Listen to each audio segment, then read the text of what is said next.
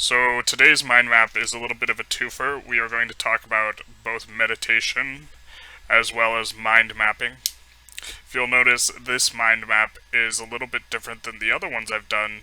This one's a bit more in the traditional vein of mind mapping, where you try to make branches off of ideas and be very minimalist in the sense that you're trying to use only one word or one idea, and you're trying to sprout many little branches. So let's talk about meditation and then bring it back to the mind mapping.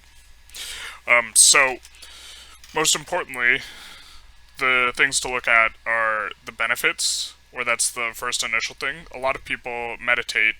It's become quite popular, especially in people who are trying to optimize their lifestyles and achieve happiness, even without a secular without a spiritual slant. People are doing it in a secular way, such as CEOs, business people, authors. I know it comes up a lot on Tim Ferriss's podcast, where a lot of his guests meditate as well as part of their morning practice or morning rituals, which he's super big on. Last I listened, so there's been recent studies that showed different brain. They scanned brains to show different neurological states uh, of people who meditate and also people engaged in meditation. Some of the benefits include increased empathy and trust for others, better self-esteem, lower stress, better memory, things along these lines. There's also spiritual benefits if you are privy to those sort of things yourself personally, and you can get effects similar, or you can get positive effects that are similar to the positive effects of meditation with cognitive therapy a little bit, or some similar, but it's not inducing the same state. So there are a lot of different types of meditation, and while I'm not an expert, the six that I was able to find were mindfulness, spiritual, focused, mantra, which is the type of meditation I personally engage in, where you use a singular word repeated to try and help you clear your mind, but all of these are trying to help you clear your mind. Movement meditation and transcendental. Okay, so I'm not the one to explain these in depth, but you can take a look if you're interested elsewhere. And as far as things, attention is a topic of interest for me, and I think meditation specifically has some interesting implications with attention. There are, in a book I just read, The Happiness Hypothesis,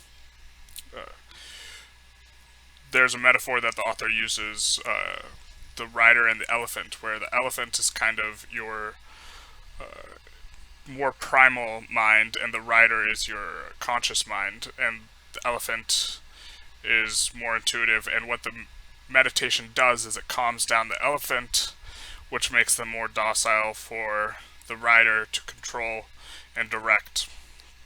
So it helps center you.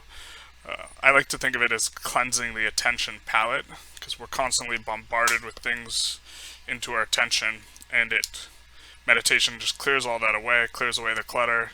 You take a deep breath, you feel good, and the goal is to clear the mind, which is a way to combat ego, if that is a spiritual pursuit of yours, and achieve internal stillness.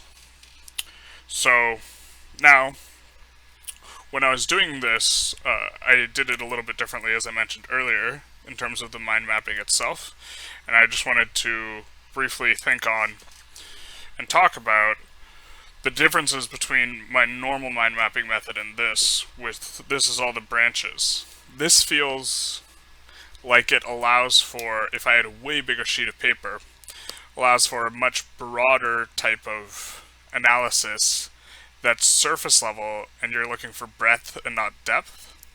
What I do normally, where I only have a few branches, but I have a lot of things coming off those branches, as well as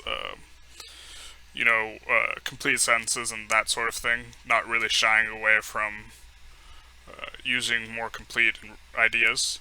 I think I get a lot more depth mind mapping like that than I do like this, which seems to indicate that the type of mind mapping style you select should be informed by the intent of the way in which you're brainstorming or trying to represent the ideas.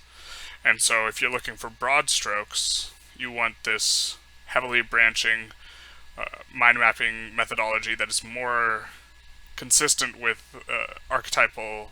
That's like the standard, closer to the standard of mind mapping. And then if you wanted to do something where you're really, it's almost like the other way of mind mapping is halfway in between a mind map and an outline. And so it might be less creative and less broad and less exploratory, but you get the benefit of perhaps having greater depth. I'm not certain. It was interesting to notice these differences, though, as I was doing it. It definitely felt a lot different. I also enjoyed using this paper with the dot patterns. I thought that that was, in terms of mind mapping practice, it made me a little more conscientious of space as I was working. So that was entertaining. So, back to the... Yeah, I want to close on some sort of point, and I think that the point would be that meditation as a practice is growing in popularity, and it's growing in popularity not as a spiritual practice, although it might be in that as well, but as a productivity practice.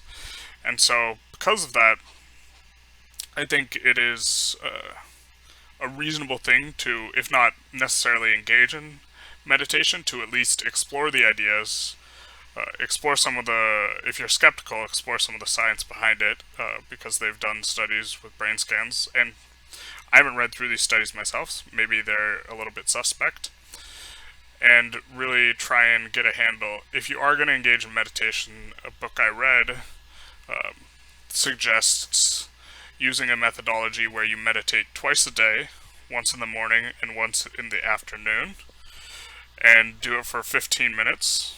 I personally would add on to that directive one where, or alter that directive where if you're going to do mental exercises of other sorts, such as affirmations, sentence completion, implementation intention, etc., or even cognitive therapy, I would suggest doing the meditation before that as a way of clearing your mind, and then you engage in the mental exercise. And where I like to put the mental exercises is right when I wake up and right before I go to bed. So if you wanted to combine meditation and mental exercises, I would recommend morning and bed.